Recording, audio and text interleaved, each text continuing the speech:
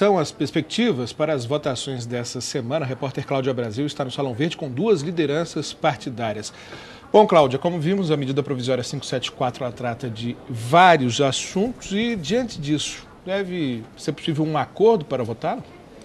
Bom, sempre há a possibilidade de um acordo, mas nesse momento, se a pergunta é há acordo, a resposta é não, e não há acordo até o momento, nem mesmo entre os partidos da base do governo. E sobre esse e outros assuntos, eu vou conversar com o deputado Cláudio Cajado, que é vice-líder do Democratas, e também com a deputada Luciana Santos, que é líder do PCdoB. Vou começar com ela, deputada. A senhora acabou de participar de uma reunião de líderes da base do governo e, por enquanto, não há acordo nem mesmo entre esses partidos em relação a essa medida provisória. Por quê, deputada? Boa tarde. Boa tarde, Cláudia. Boa tarde, Cláudio Cajado. Boa tarde a todos os ouvintes da TV Câmara. A polêmica está em torno dos prazos. Na verdade, toda a política de referenciamento dos juros, dos descontos, não há polêmica. Há polêmica na questão dos prazos que vão ser estabelecidos. Porque na medida provisória original, os estados e municípios teriam até o final de dezembro. O relator, Sandro Mabel, está alterando para o final de janeiro. E também em relação à iniciativa privada, não é? A polêmica da equipe econômica com as mudanças que o relator fez.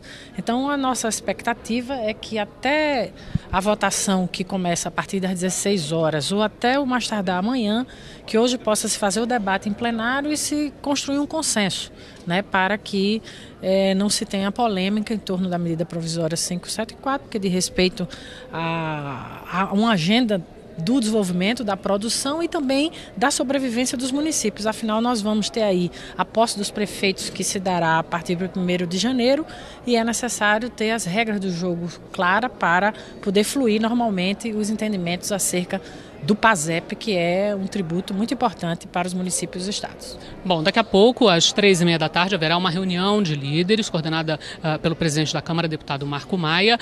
Deputado Cláudio Cajado, no seu partido há uma posição clara definida em relação a essa medida provisória? Boa tarde. Boa tarde a você, Cláudia, a todos os telespectadores e que estão no estúdio também. Olha, nós vamos aguardar a reunião convocada pelo presidente Marco Maia para podermos deliberar se haverá ou não votações. Na verdade, esperamos que sim. Nós da oposição achamos que existe duas situações distintas. A primeira é a pauta dessa semana com matérias importantes, não apenas essa medida provisória que está trancando a pauta, mas também um projeto que estabelece o critério de distribuição dos royalties, que interessa a grande maioria dos estados e principalmente dos municípios brasileiros, que não são produtores, mas que têm sim o direito de fazer parte dessa riqueza, porque a riqueza do pré-sal não é do Rio de Janeiro nem do Espírito Santo, é do conjunto da federação, é do conjunto da nação brasileira e do Brasil. Portanto, nada mais justo do que você repartir com todos e não apenas com alguns.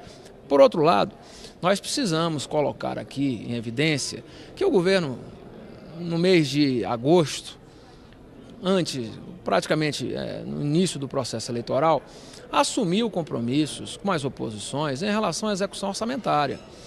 E esse compromisso não está sendo cumprido conforme feito o acordo entre a liderança do governo e as oposições, em especial com o aval do presidente da Câmara, Marco Maia. Isso pode ser um fator que venha a trazer um certo conflito na harmonização da pauta para que possamos votar. Porém, eu espero que nós consigamos fazer os entendimentos necessários, principalmente porque nós vimos num processo eleitoral em que a presença dos deputados e das deputadas, que a deputada Luciana também, importante estarmos nas nossas bases para podermos fazer com que a conquista do voto, diante das ideias, diante das propostas, pudessem prevalecer no espírito democrático que as eleições aprimoram. Por isso é importante que nós possamos ter a visão de retomarmos o trabalho. Por isso, espero que agora, a partir das 15 horas, esse entendimento seja feito pelo bem do país. Agora, deputado, você falou na questão dos royalties do petróleo, que é uma questão que não é partidária, ela é mais geográfica do que propriamente partidária. Como é que se equaciona essa situação? Porque consenso definitivamente não há sobre esse assunto, não é? A democracia pressupõe isso, vota-se. Quem tiver a maioria, leva. Não é?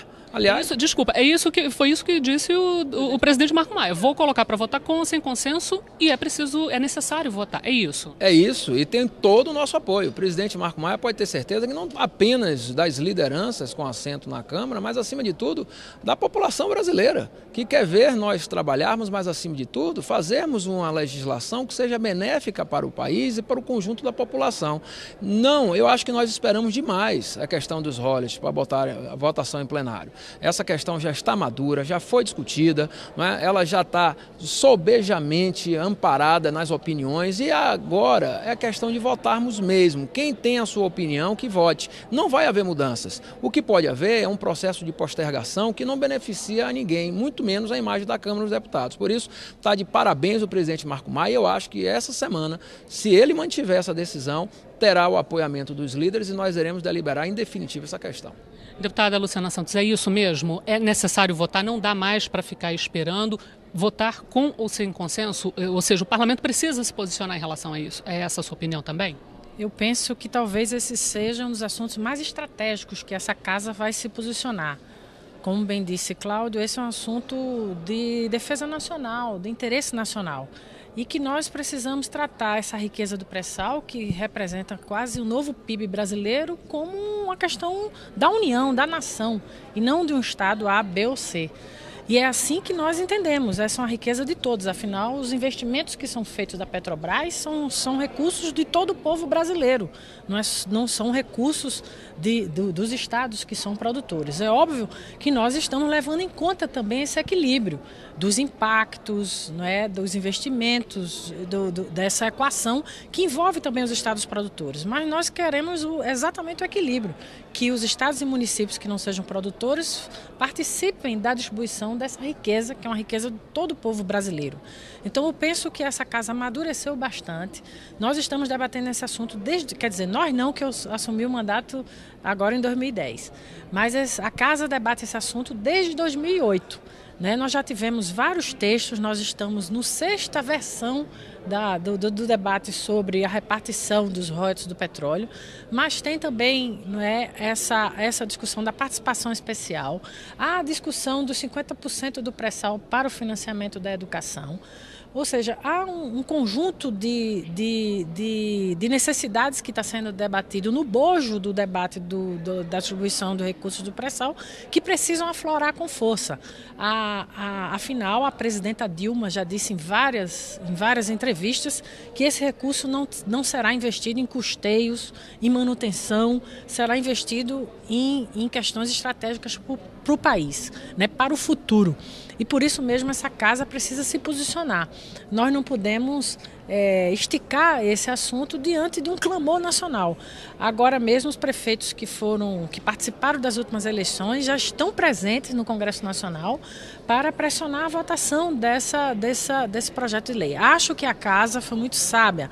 A Câmara dos Deputados conseguiu fazer um grupo de trabalho que sequer está na comissão especial, relatado por Carlos Aratini, que nós consideramos que leva em conta esse equilíbrio. Não é?